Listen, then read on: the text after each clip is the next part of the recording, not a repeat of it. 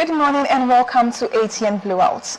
Atlantic Blowout is a syndicated live program of the network featuring chit-chatting and conversation on special interest topics, news, events and stories through correspondence report, experts' opinion and stakeholders' analysis.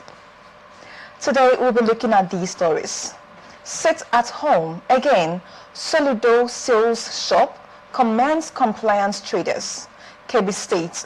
Both accidents claims 14 lives. 2027 elections. National Assembly eyes January 16th for presidential polls. National security. El Rufai under fire over NSA phone tapping claim. Insecurity. Nigeria needs help to battle terrorism, and this is coming from General Musa. Terrorism link. U.S. freezes accounts of 8 Nigerians.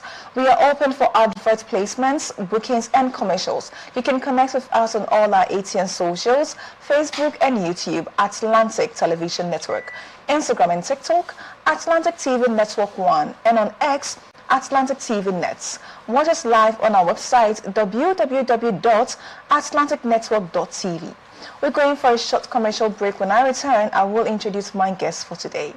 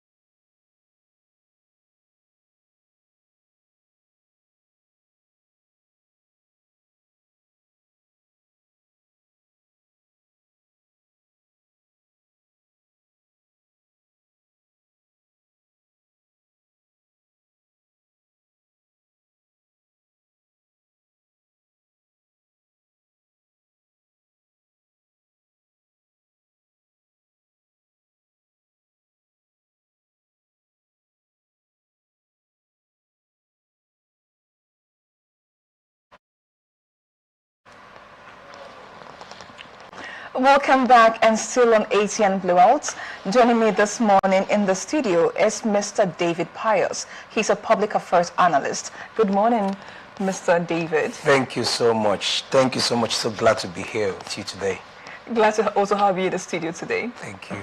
All right, let's get into today's details. Another state government has again sealed shops belonging to traders in markets around Onitsha and its environs for failing to open on Monday. According to reports gathered, most of the sealed shops were at the building materials market, Ogidi, where traders did not open for business on Monday. The state government, however, commended many traders who came to the markets that day, especially those at the electrical parts dealers market, Oboshi. The special advisor to the governor on markets, Ivaris Uba, undertook a routine monitoring exercise to assess the level of compliance with the state government's directive for markets to open on Mondays. I see this from two perspectives. Okay. First of all, the right. I have the right to open my shop or not. Yeah, but in this instance, we are trying, or the state government is trying to eradicate the people have due to the Monday sit at home. Then he would have done it through negotiations. You see, when you want to deal with, if you watch what caused this, prior to now, the Nnamdi Kanu stuff was on radio. People got inundated by the IPOB stuff, and it took time. The guy was on radio. I was also a victim because I was listening to him. And if you listen to that man for too long, you may want to align with his thoughts. And these people, their mind has been aligned to this thought. So what do? You change the narrative and also redirect their mind, you know, to what you are talking about, the economic implications of what this is causing to the East. Now, when you do that after some time, before you implement what you're doing now, what the man did was to bring brute force, and you don't achieve things like that when you're pushing against a movement. Not even when the same IPOP members have been using brute force to enforce their directives. Remember, mind you, whenever anybody during that time, during the height of the sit at home, whenever anybody goes against the orders of the IPOP members, their lives or their properties are being destroyed. Correct. Exactly. So this is brute force. And the state government have come out so many times to negotiate with them, to convince them, to educate them. So if they've not been listening, mind you again, we have a situation whereby the lawyer representing the IPOP members came out and said they are no longer enforcing the sit at home. Even Nnamdi Kanu, before, due to, he's trying to appeal his sentence, he also came out and said there's no more Monday sit at home. So if upon negotiations, if the members involved in the sit at home or enforcing the sit at home have come out to tell the people that no, there's no more sit at home, and they are reluctant to follow, I think the best way to come at them is through enforcing the same brute force they are used to. Wouldn't you say so? No, I won't subscribe to that. Okay. And also I have exceptions to what I heard. I've never heard the man Nnamdi Kanu saying there's no more sit at home. What I heard or what I saw was some guys on their camouflage and all that with some guns, brandishing some guns few weeks ago, came up and said that they are members of the IPOB, in fact the force and all that, and they have declared that their leader said that there will be no more sit at home. Now, but you ask yourself, what caused the sit at home?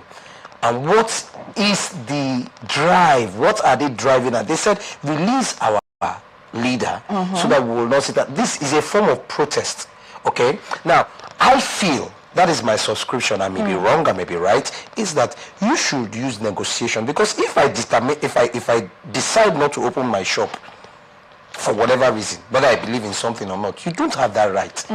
Because if you are forcing me, that means you're infringing on my rights. I feel like for instance, in what we do when we negotiate with market people is that we don't go to the market people and start, telling them what to do. We get their leaders, talk to their leaders, negotiate with their leaders, and come to a common ground with their leaders. And guess what?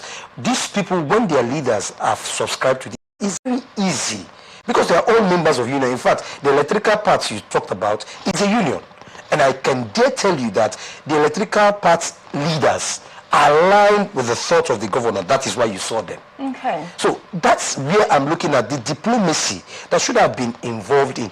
Now, it does not happen spontaneously.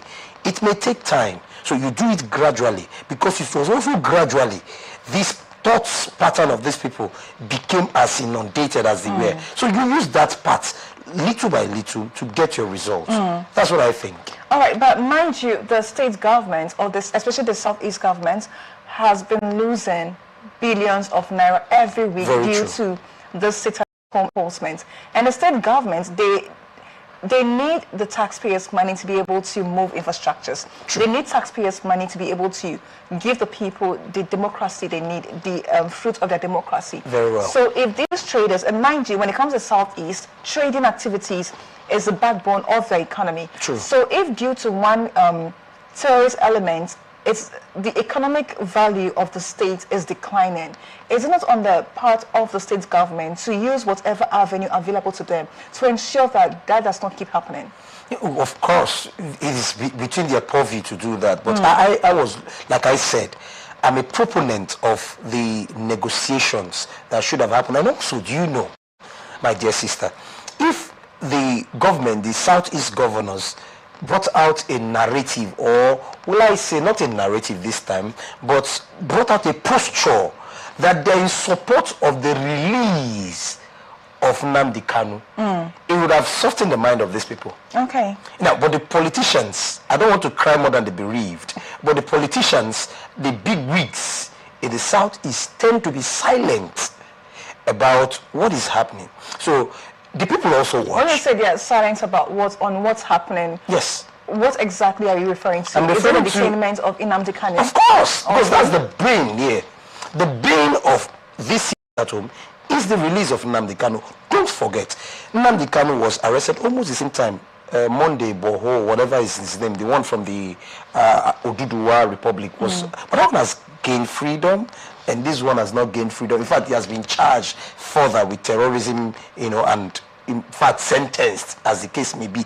Now, but do you want to compare both individuals' level of agitation? Mind you, Nnamdi Kanu used brute force. He was also advocating. Allegedly. Okay, allegedly.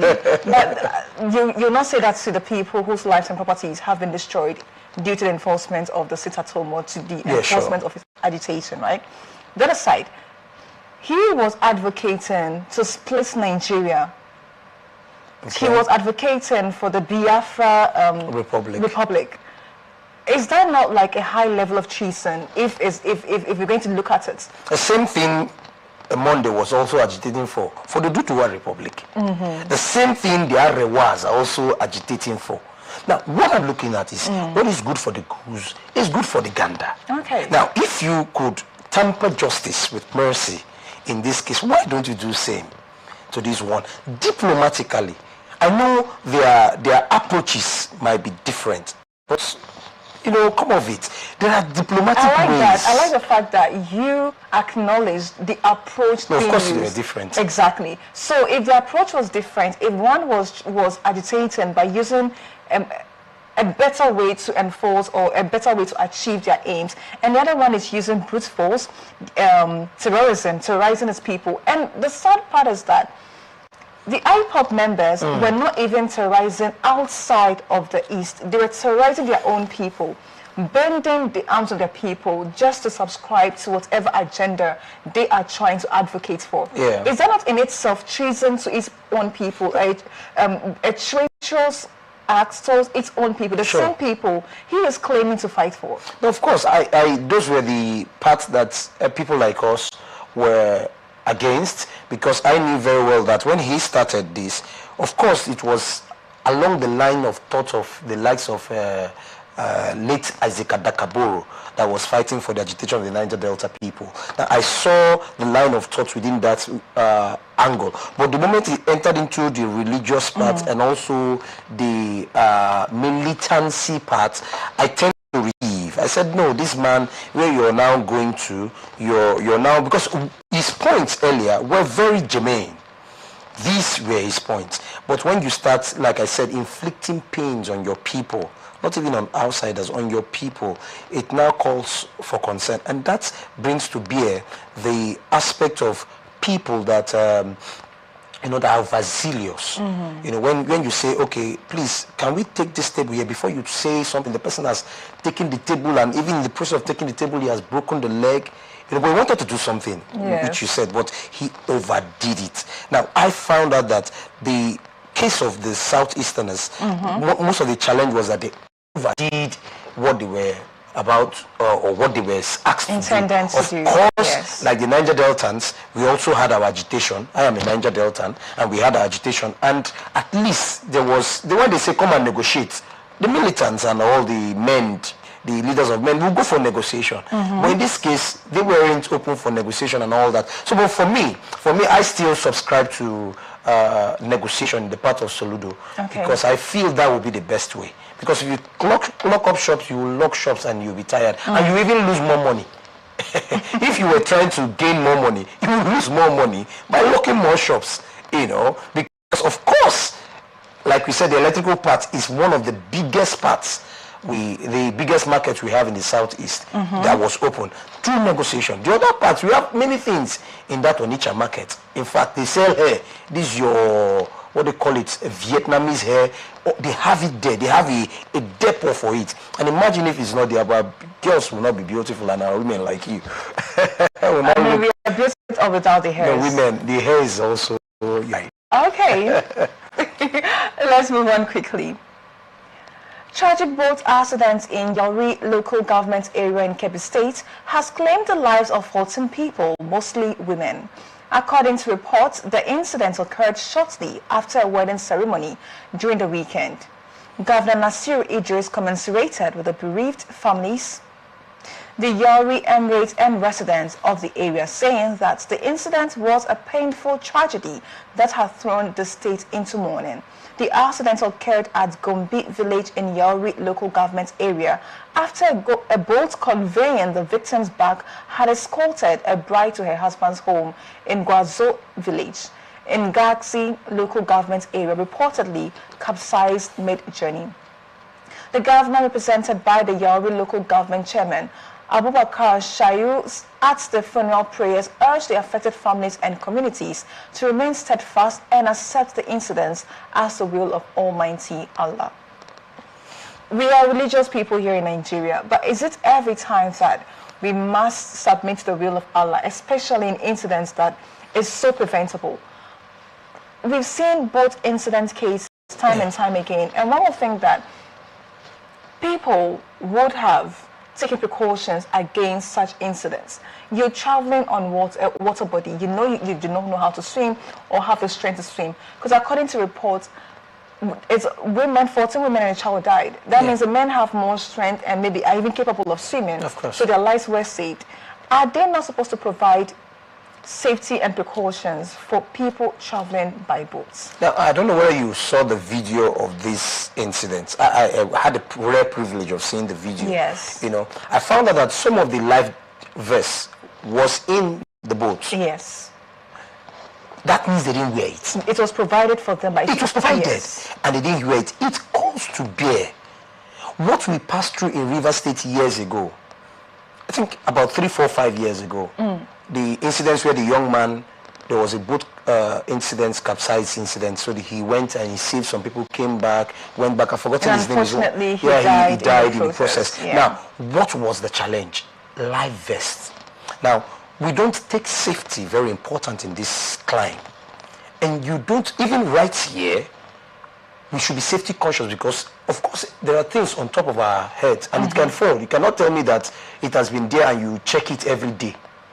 So we have to be safety conscious. Now, the life jacket was provided for these people and they didn't use it.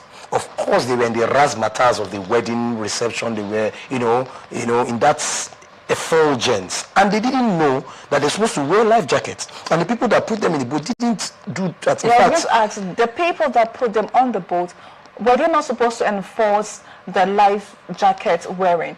I mean, like you said, sometimes most of these people can be ignorant. Very ignorant. Or even when they're not ignorant, they get Adamant. so carried, exactly, so carried away. So if we have policies or situations whereby the people on the boat conveying these people are held accountable for the loss of lives during the conveyance of the people. Sure. Won't that be a change in the number of accidents we're seeing? Because now the local government chairman is coming to say, okay, this is the will of Allah, and I'm commiserating with the family. The will of Allah would not say that in as much as he loves his people, he enjoys seeing his people thrive. He enjoys seeing his people live, right? So losing your life in such unfortunate circumstances that could have been prevented, shouldn't something be done about it? Of course, something should be done about it. For me, like you said, that was a panacea.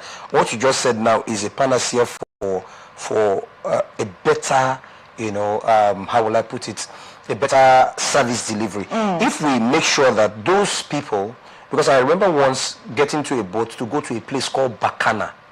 Now, the guys, it was at the event of, or let's say the aftermath of one of those incidences.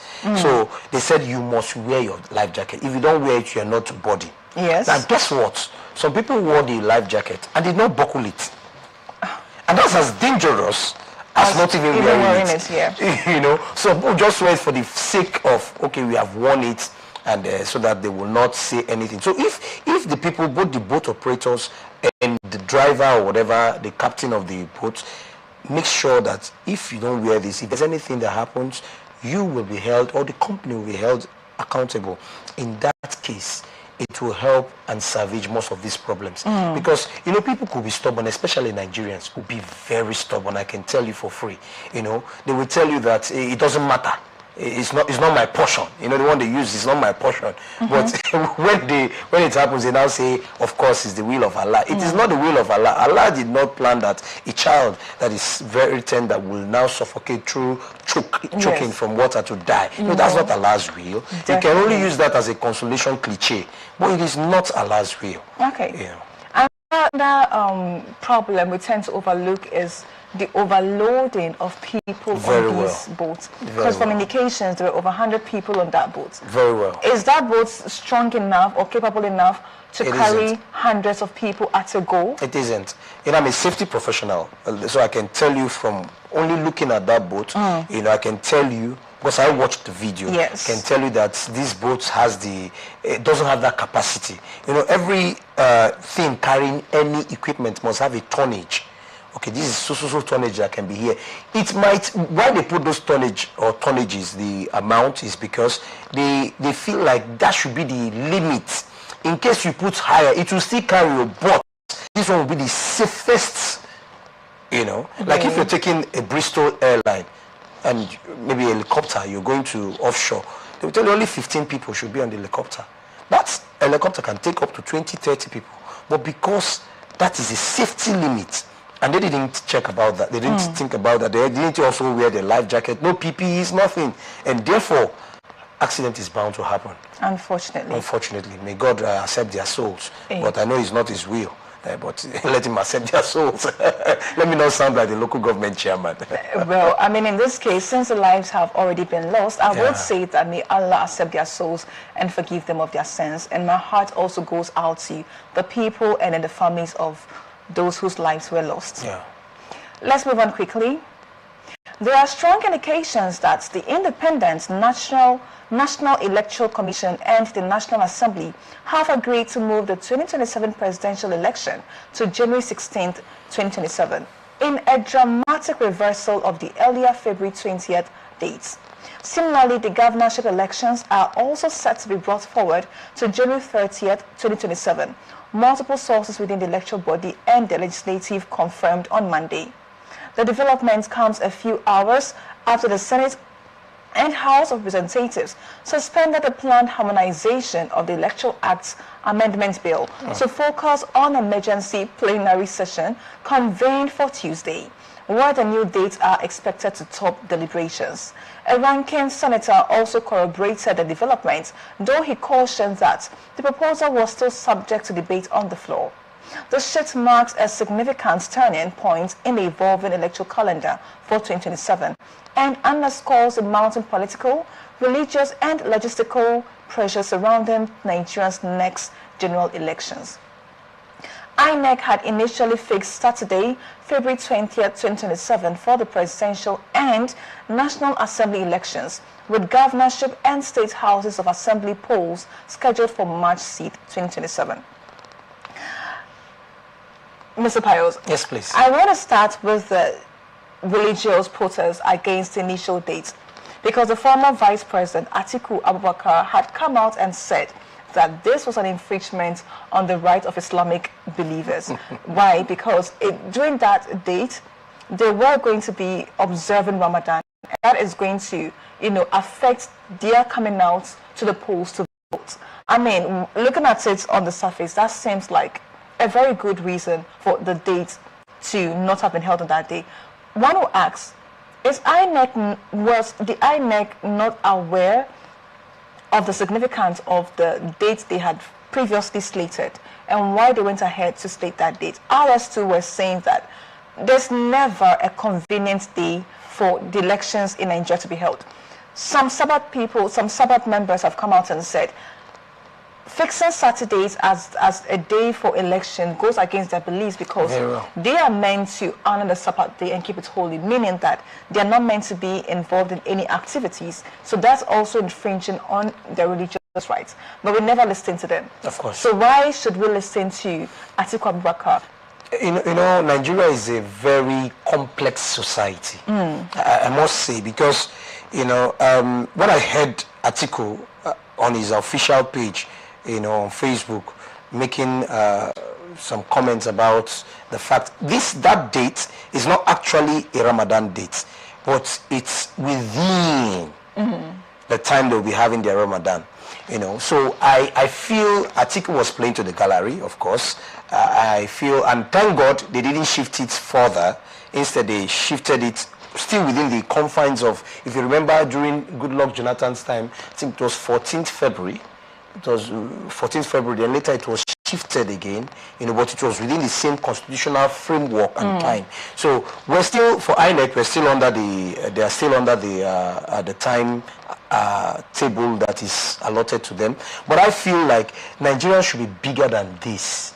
We should not be tying ourselves to religious sentiments every time this, because like you said, the Sabbatarians will be angry. Of course it's a Saturday. They will not come out and vote. So we have been disenfranchising Sabbath members for years. And no, like you said, nobody's talking about it. Of course, it's infinitesimal.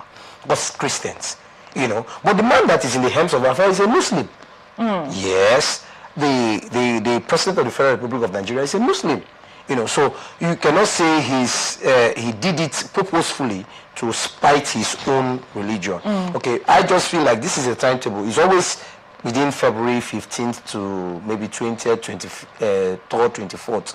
They always have elections, so for presidential elections. So I feel like it was done in good faith. It wasn't done to spite the Muslims, or is like Atiku suggested. But for me, we should be bigger than this, tying ourselves to the cocoon of religion. Where if you go and pray, do your prayers, can't you come and vote and get out of that place?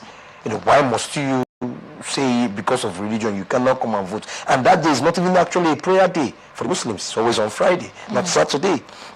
So it calls for concern. We should be. If that's why the Senate members and the House of Reps are always saying that we are not ripe enough. Because when you see things like this, in saner climes like in the US, can they say, please, we're having prayers that day, so we will not vote? Then after you compare yourself to them, but you're not doing what they do, you're now bringing religion to tie it into politics so that you can gain cheap political points. No, we should be bigger than this by now. All right, speaking of which, some will also say or argue that the harmonization of our electoral reform bill or amendments bill is supposed to even come before trying to fix a date. We've not harmonized the electoral reform or amendments bill. Okay. We do not even know what is going to be taken out of the electoral bill or amendments bill, or what's going to be added to it. But we've already set up a date.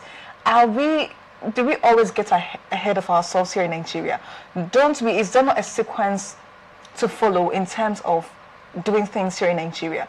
Instead of we going according to one who say we always going according from. Okay. Okay. The harmonization bill should come before setting a date for the elections. It's quite important because the INEC boss, Amopitan, came out and said, if the House of Representatives, the National House of Assembly, is going to delay the amendment bill, it's going to affect how they carry out the elections come 2027. Of course. Because they need to follow rules and regulations, and these rules and regulations has not been laid out. They do not know what they are supposed to do. But you've gone ahead to set up the date. Do we not follow an order, or should we not follow an order in this instance? No, for me, the subsisting law right now is the present Electoral Act we have now. Now, the tendency of, or let's say not the tendency, after the Electoral Act has been harmonized by the House of Reps and the Senate, it will still pass through a process of going for assenting by the President. Before then, there's a force majeure. And the force majeure there is the present Electoral Act. We must follow that one first. For the Electoral Act states that the presidential election comes before the governorship and the House of Reps and Senate and House of Assembly. Now, that one is sacrosanct. And those clauses in the review they had, those clauses were not touched. The clauses about the timing of elections. So they are within their purview. They are within the date purview. They are within the duration, the timetable purview. Where we have challenge is on electronic transmission, real-time electronic transmission of votes. Okay. That is where the bane is, okay? And that is where the harmonization basically, and that is why, of course, they are protesting in Abuja and the rest. It's just, apart from that, if you read the Electoral Act, you find out that the Electoral Act is very sophisticated, in fact, but that part of getting a real-time voting strategy whereby you vote and your vote immediately counts electronically, and at the same time reflects on the whatever beavers or whatever the collation center. Maybe as you're voting, like you're here, maybe you couldn't go out, you vote, or you go to a polling station and vote. Immediately you vote, your name is already reflected there. The number is, that's what Nigerians want, and that is what they want to be enacted into the law,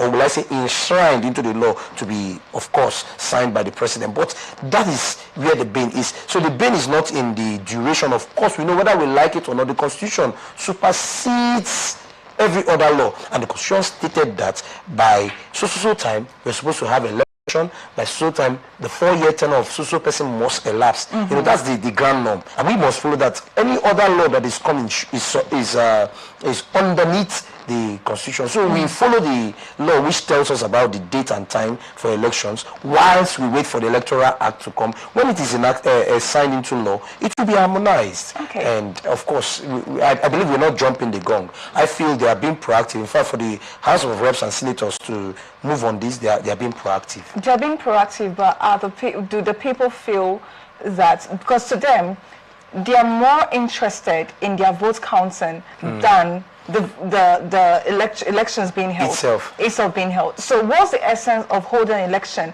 if my wish is not going to be respected? And for my wish to be respected, the Electoral Reform Act should be enacted, or should be looked into, which is what the electronic transmission of my vote. My vote should count. The people I want elected into office to represent me should be respected. So if you're not looking at that or doing that for me, why should I care about coming out to vote? Mind you, the reason why people came out in large numbers during the last election is because they felt that, okay, thanks to technology, there will be no way to manipulate people's choice or people's votes. But unfortunately, we saw what happened. So I think, like you rightfully mentioned, that is why they are protesting in Abuja. Now, some will also say the reason why you are saying they are being proactive, but others will say the reason why the National Assembly is dragging its feet in harmonizing that bill is because up until now, they've still not been able to decide the way forward. And they fear the people's grievances. They fear how the people will see them if they do not enact the people's will. What do you have to say about this? When you use that word, the people, I tend to have a little skirmish on it, because who are the people? Nigerian. Who are the people? Now, the people have divergent views. For me, I believe Nigeria is not ripe enough. Why do I say so? It's not ripe enough. Yes, for electronic voting. Oh, okay. Let me tell you why. Few days ago, a man was opening a hotel and a club lounge, and I was invited. Now, it's within the same Port Harcourt.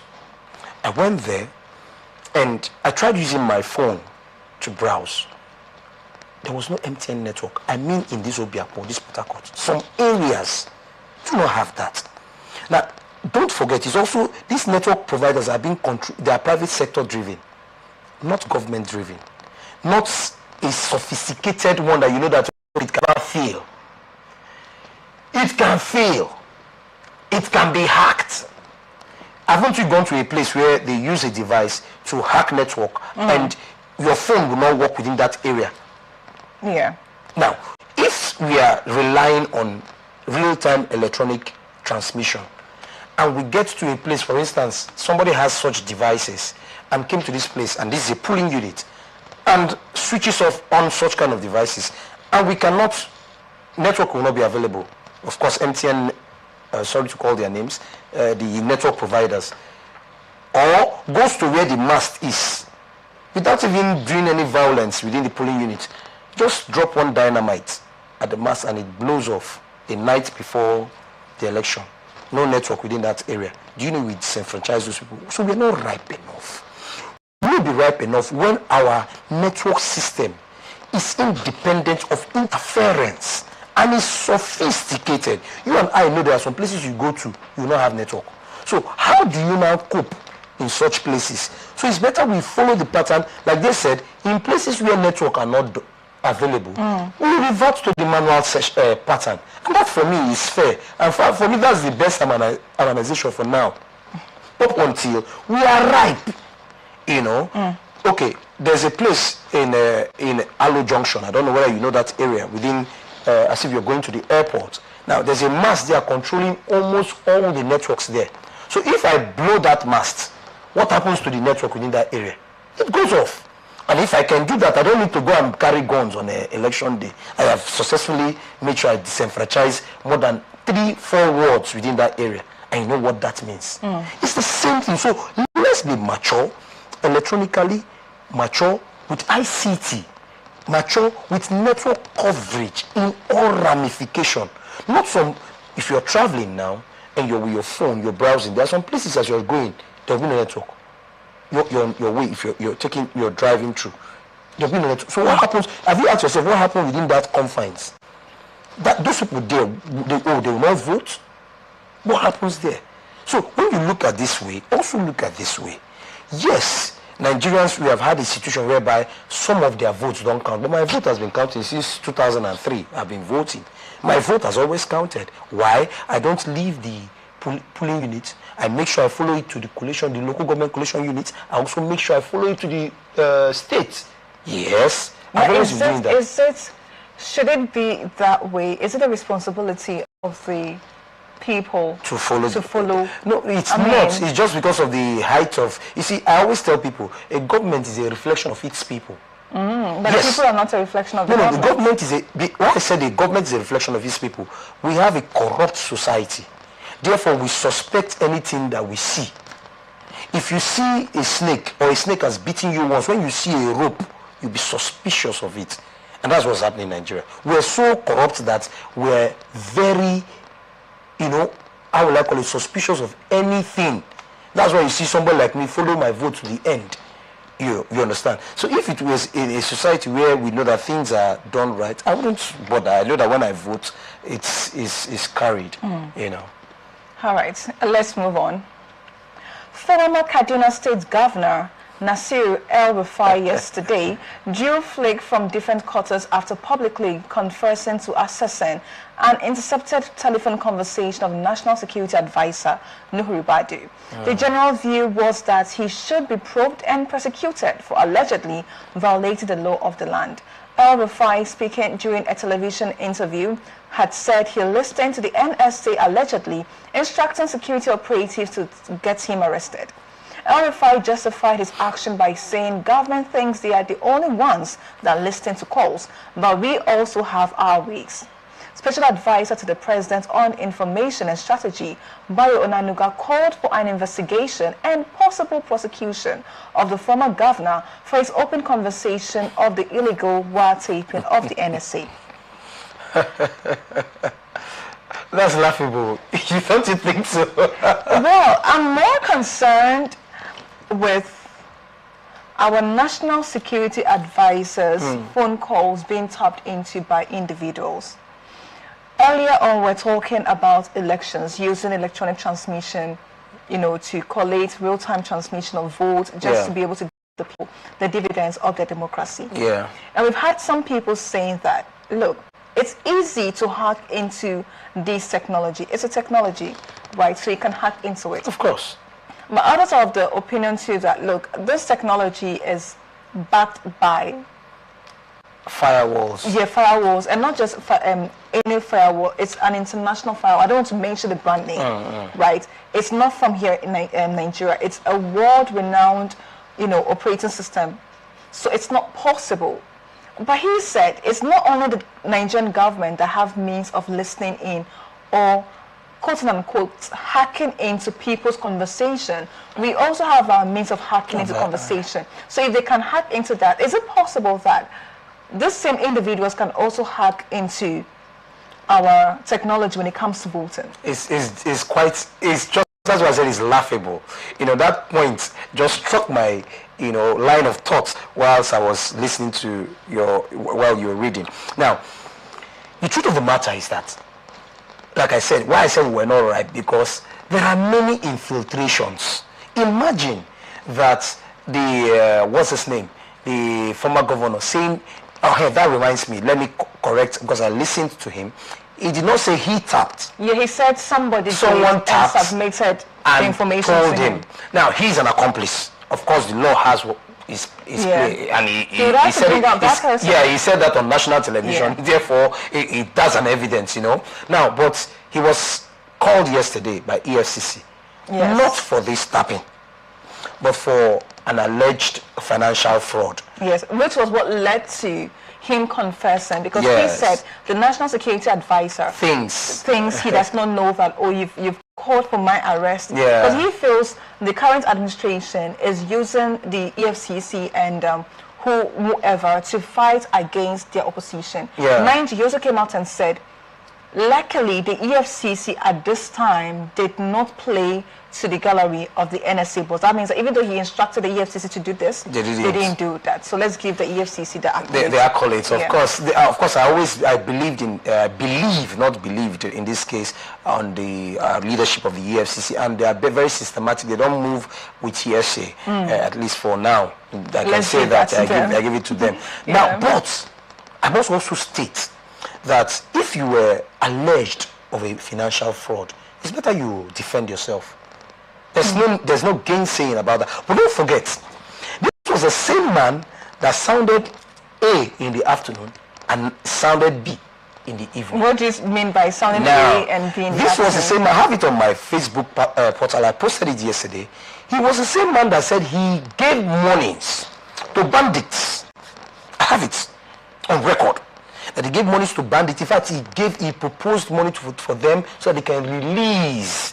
That in fact his work here as a governor is to safeguard the lives and properties. So even if it means for him to give them money, he will give them enough money to save his people. That in fact he has proposed billions or millions of naira to these people.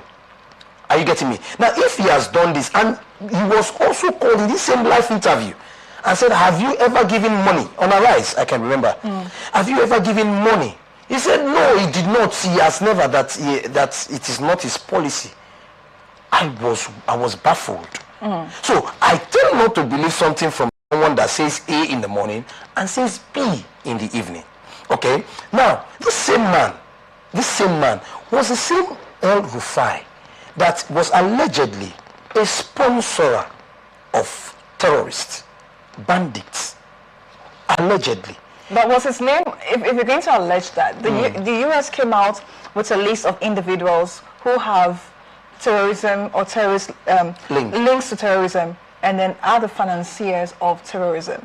Was his name on that list? No, his name was not on that list. So could it then be, could we say then that it's hearsay? Or because mind you, if we're going to use his words against him, where he said, if it comes to protecting the lives and properties of my people, I do not mind paying X amount to these bandits. And that he has proposed, he has given them so much money just to keep them up. But then again, even the federal government itself does the same thing. We've seen situations whereby some of these bandits were called on a round table discussion by the federal government and some of the security forces, and these bandits came in with their weapons. Mind you, even in such a situation, if you're going to visit certain security sensitive places, you're not even allowed whatever. Yes, but these bandits, non-bandits, carried the guns to this round table, and they were able to safely leave the same round table. So it's our should we actually blame him for thinking about the well-being of his people, or should we even use that against him in this instance? When the federal government itself is also equally responsible for this same atrocity as well. I don't know whether you've watched some American movies. I know you may not be in the scene, but you've watched some American movies where some terrorists, you know, or had this one that was so predominant, 24. There's one American movie, series 24. It was more of a terrorist kind of film. Now, this man, Jack Bauer, they will go and get a terrorist in exchange for an innocent person. Because they believe that the life of one innocent person is worth more than millions. But it's never the American government doing that, because the American government will tell you, even in those films, that we do not negotiate with terrorists. And that's what they just say. No, that's not what they just say. They do say that it's actually the security outfit. There are things that exactly underground. Yeah. But they do not come out and then boldly come out and say we are negotiating with these terrorists. Even if it's being done behind the scenes. It's done behind the scenes, right? Yeah. Look, whatever you need to do to secure the lives and properties of your people needs to be done. But when the federal government comes out in public and is being seen negotiating with them, that was a leaked video you people saw. I mean, come on. We've also seen religious clerics boldly advocating for the negotiations with this terrorists. And I've also seen a video whereby... Are you referring to Gumi? I'm not mentioning names. I'm not going to mention names. I've also seen videos whereby some high-ranking security officials will see the same clerics who are advocating for negotiations and will be according them the highest form of respect. Yeah. So in this case, we are complicit to this. Of course. Okay. Of course, we are. Like I said, I do not want to claim oblivious of these facts, you know. Right. But I feel that somebody that will come and tell me this should be somebody. Said he that comes to the table of equity should come with what? Clean hands. You know, you don't come and tell me this when you're also complacent about it. Okay. You don't come and tell me this because precedents have shown that you are into this, you know. So don't come and give me this flair that you are a saint, you know, and you're doing what you're doing. For me, they should El-Rufai should be investigated.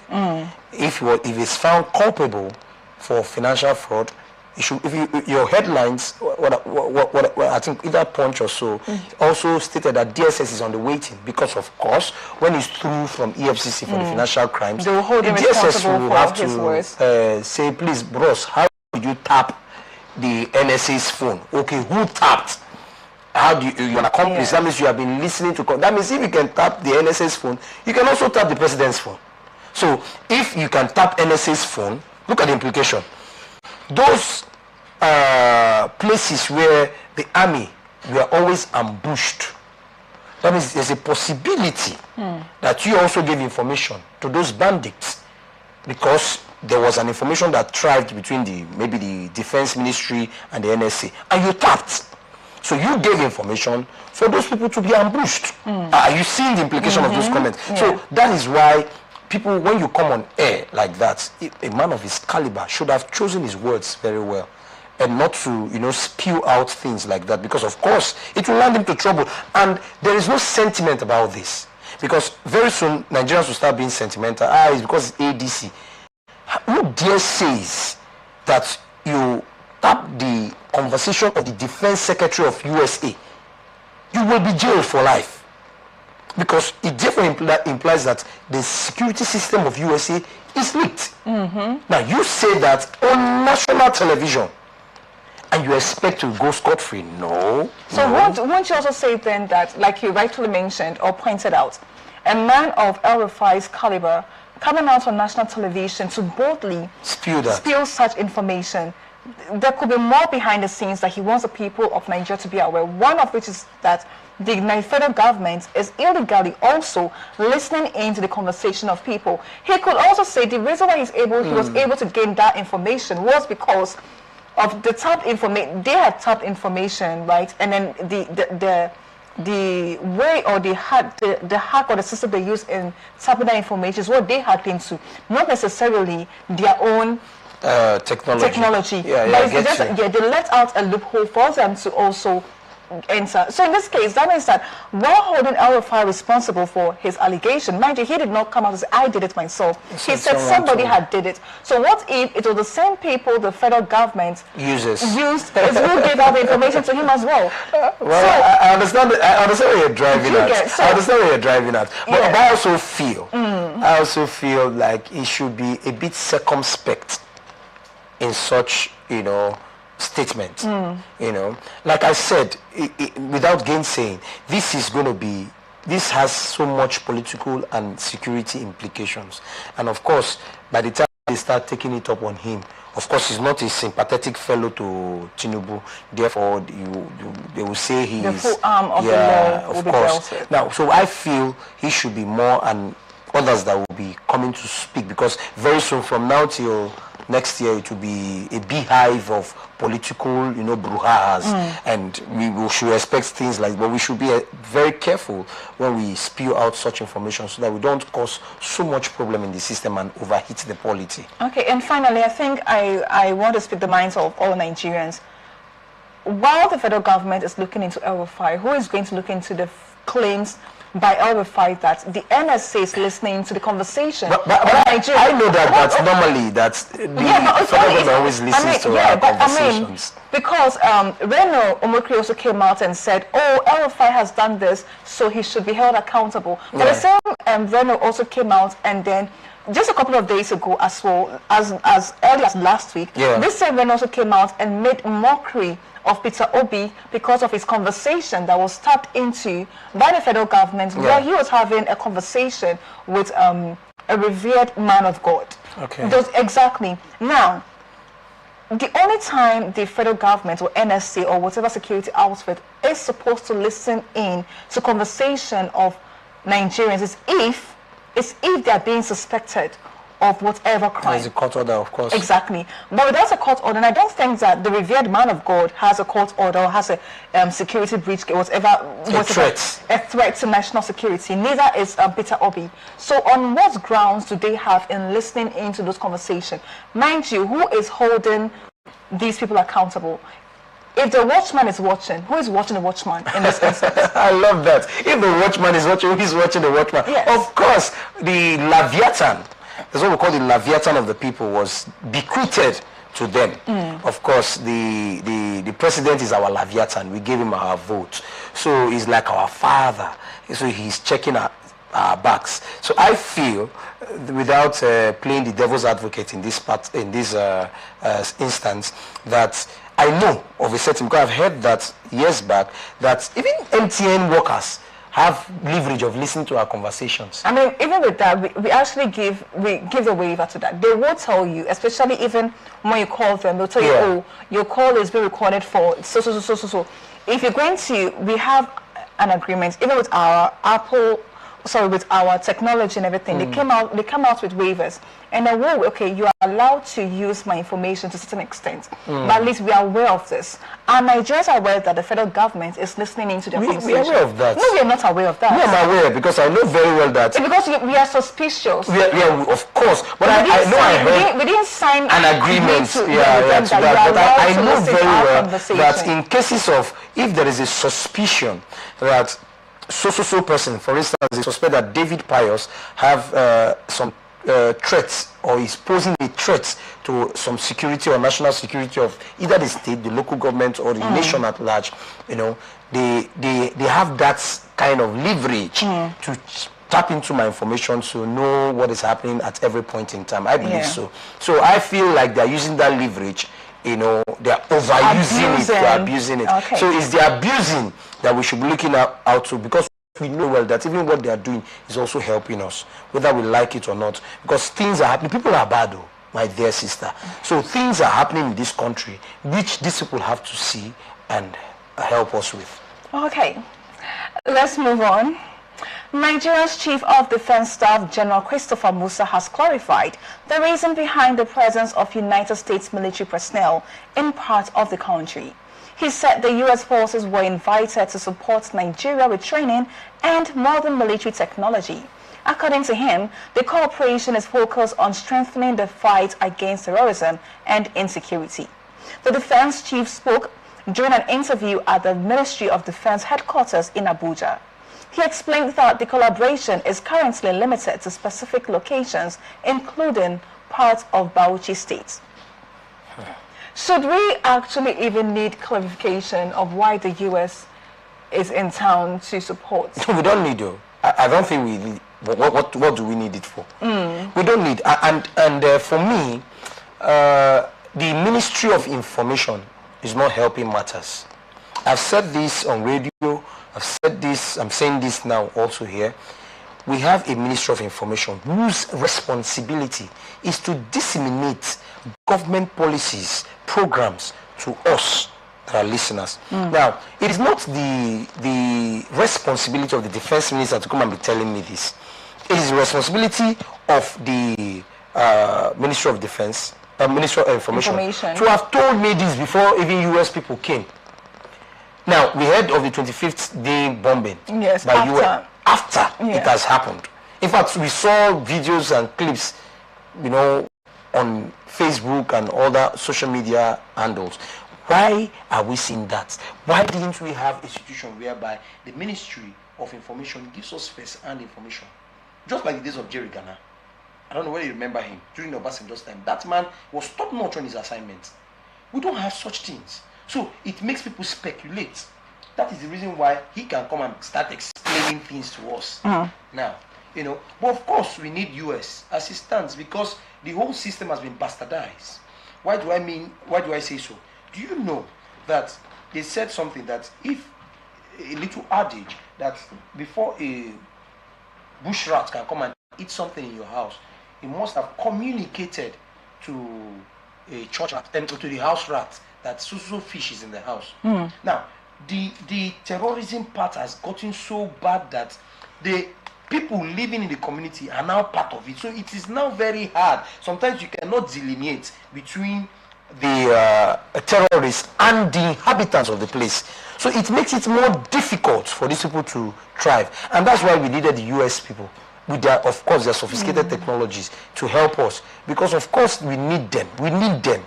We really need them. No person will claim to be an island of itself. Every country needs some sort of help. Even the US, Nigerian born indigenes are also soldiers fighting there. I had one that ran in Russia that he said died, but yesterday I saw him. They said he was back. You know, that he didn't really die. He escaped, or he went AWOL. You understand me? So everybody needs help. It's a symbiotic kind of community we're living in this country. So you might need my manpower, I might need your technology. So of course, the US help is needed, especially the way the security part of this country, especially the northern part, has been so infiltrated by even those. You heard of some time when the military will be moving towards somewhere and they will be ambushed. You cannot be ambushed if you don't have infiltration of information. And who does this? Sometimes it's even the military people that are sympathetic to the Islamic sect. So in such case, you must have to filter those people. You must have to get information. You must have to employ so much technology in order to do this. And that's what the Chief of Defense Staff is doing. And the Chief of, the Minister of Defense. He was formerly Chief of Defense, now Minister of Defense is doing, and I commend him on that. Okay, other than that, there is this fear that US never does anything for free. It's true. Yes. So what is the price Nigeria is to pay for their helping us to fight terrorism? Secondly, do you think that the US is playing a long game with the Nigerian economy? Because mind you, their interest in Nigeria did not come until their economic war with China came into surface. And knowing fully well that China and Nigeria have very strong bilateral ties economically, do you think that they are using Nigeria to fight against the Chinese community as well? And that's the price we will have to pay for that. You've just said it all. You're top notch on this analysis. The truth of the matter is that US, in fact, no country fights or deploy their resources to fight for another country for free. I was listening to a former chief of staff to the late Abacha, where he was talking about a kind of element, a chemical element that we have in this country. It's is it lithium or latium or whatever? There's one name he called it, you know, that it's very expensive and it is in the north. Yeah. It's in the north. And I also suspect, because I'm not there, I also suspect that's also one of the reasons these things are happening. In fact, this is more because of our mineral resources. Yeah, the mineral resources in the north is, you know, it is rather in the north, it is not, there's no regulation, as it were, in the south where we have oil that, of course, I cannot go and drill oil, even if I see it popping out of my house, you know, but there, mineral resources are tapped without regulation. So these people leverage on that. Okay, I feel also answering your question. Yes, the US, they don't do anything with it for free. I feel the oil is also something they are doing. You know, US has oil that would last them for over 100 years. And where did they get it from? Here. And other countries that they have been fighting. Of course, you check the countries they fight, the Iran, the Iraqs, and all these are oil producing countries, you know. And they want to be in charge of everything. They want to be directly in charge of everything, and that's what's happening. Okay, now we played into their hands also because our brothers have now misbehaved to the extent that our people are aiding the bandits. So they have to come in. Of course, there's also that Cold War between them and China. And of course, Nigerians, if you watch during the Buhari time, we almost signed out our life. I remember when people wrote that every Nigerian is owing China about 100 and something thousand, even our children yet unborn. After breaking down the so you now know that this is also a way of, you know, what I call it, mutilating some of those influence of China, so that China will not have so much influence. You know, Africa is the hub of everything good, but they always term us as bad. You know, we have the mineral resources, we have everything they need. So they tend to come here, deal with us, you know, divide us against ourselves. Whilst we are fighting within ourselves, they are tapping our resources. That's what's happening. An economic political war. That's what is happening. So if we are so much aware, if you and I can be this much aware of why this is happening, because mind you, the same US had also come out and then fingered China as one of the financiers of these terrorists, of these bandits in the northern, because it pays them protection fee so that they can come in there and then drill our minerals and do what they want to do and go our ways. So if we know then that we are just more or less a pawn in the hands of these big wigs or big players in the economic game, why are we pandering to them? Why are we still selling our resources, selling our people, our children? Rightfully all pointed out, there was a time when this information came out that every Nigerian, if the figures is to be broken down, every Nigerian, including the ones yet unborn, is owing Chinese this amount of money. Obviously, US wouldn't want to sit back and then watch China accumulate all of these things. And then they will be lacking. So why are we playing to their hands? Why are we playing to their gallery? Why are we allowing those big wigs come in here and still do what they want to do with us without having do we lack what it takes to protect ourselves here in Nigeria? We're in the aftermath of what has, in fact, let's say the result of what our forefathers did. So it's very hard for us to emancipate ourselves. Now, this is more like a new colonialism that we're passing through, because we still depend on them for aids and all them things, you know. So what is panning out now is as a result of what has been happening prior to now. You know, we have played into their hands for decades. So right now we're just in a part of, you know, trying to come out of it, which is very impossible, because that's why I was not in support of the last government, the last government of Buhari, because they further plunged us into this quagmire that we are talking about. So it will take this man a longer time to come out of this. We were so much indebted. I mean, so much indebted to China and the world powers. So it will take us time to gradually come out of that indebtedness. You see, so that's why I feel like there's nothing, our hands are tied. That's why, let me also bust your bubble. They also have hand in our political system. What is happening? Yes, they do have hand, because if the system that comes in does not favor them, it will affect their business. That's the hard truth people don't want to know, but that's the truth. They manipulate us towards that.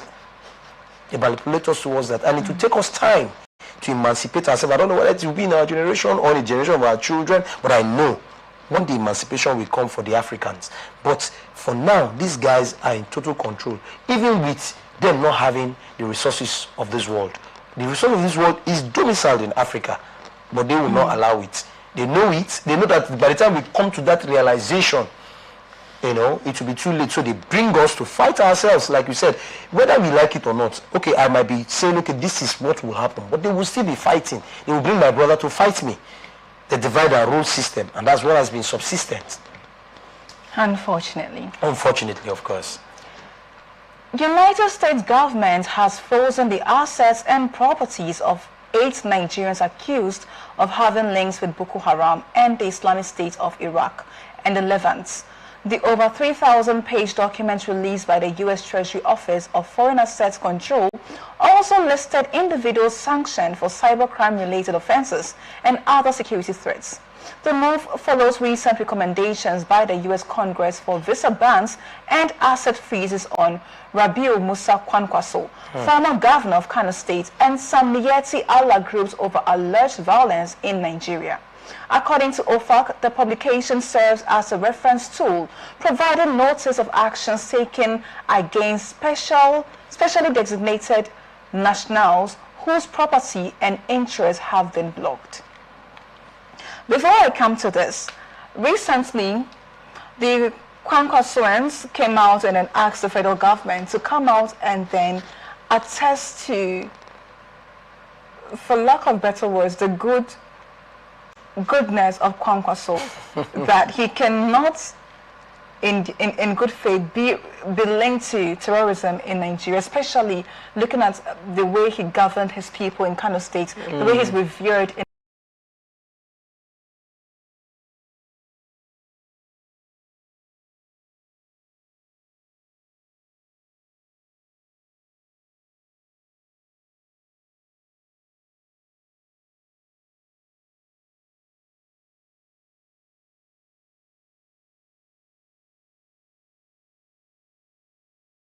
and how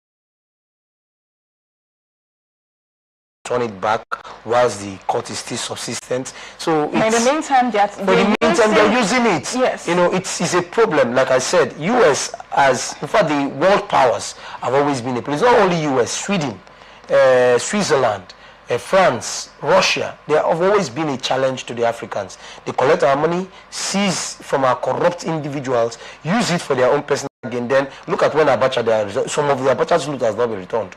And this was a man that died in 1996. A child of 1996 is a man or a woman now, you know. But you are now returning it. Why has this thing happened since 1996? You know, so it goes to tell you that they have used it to get enough turnovers. That's why I told you that these people. I'm an Afrocentric person. I don't believe in these guys because I believe they are always against us. I believe they don't do anything to favor us. They do everything. When they see our weaknesses, they know we are very intelligent, but they see those weaknesses we have, they use it against us. And of course, they have been using it over time, right from the times of our forefathers till now. They're still using it. So would you say it will serve as a hindrance to some of these politicians who want to own assets in these foreign lands because they want to avoid probing into their financial capabilities? Would this serve as a reference? A deterrent, yes, a deterrent to them. Like, if this can happen to us, and if these people can do this to us, maybe we should stop sending our money or our resources to them. For me, I feel that's why I always applaud any politician, even the one from River State, that does all his business here. Put it here. If they seize it, it will still be here. Don't take it outside. You understand me? Because when you take it outside, it will... well, I don't see it as a deterrent because the more they still do it, the more they still go. Yes. Because if it was in the time of Alamesia, the late Alamesia, his properties were seized. He still did the same thing. Ibori from Delta State, his properties were seized. People are still doing it. So I don't see it as a deterrent. They just see it as a way of escaping. So I would only encourage them. I'm not encouraging them to steal, but if you steal, if you did anything, invest it here so that it will still be going round. Because when you bring out the filling stations, the eateries, the supermarkets, it is still our people that will go and work there. And the economy will still be revolving. Maybe it will be acclaimed to your name, but the people are still the greatest beneficiary. Our politicians should learn how to do that. If you want to be bad, be a bit flexible. Be a bit flexible in your badness. All right, thank you so much. Thank you, Mr. David Pius. This is where we wrap it up on this episode of Blowout. We are open for advert placements, bookings, and commercials. You can connect with us on all our ATN socials. Facebook and YouTube at Atlantic Television Network, Instagram and TikTok Atlantic TV Network 1, and on X Atlantic TV Net. Watch us live on our website www.atlanticnetwork.tv. Remember, peace and unity are the pathways to progress. Open conversation comes up shortly. Please don't go away. Thank you for watching. I am Antonia Acevedo.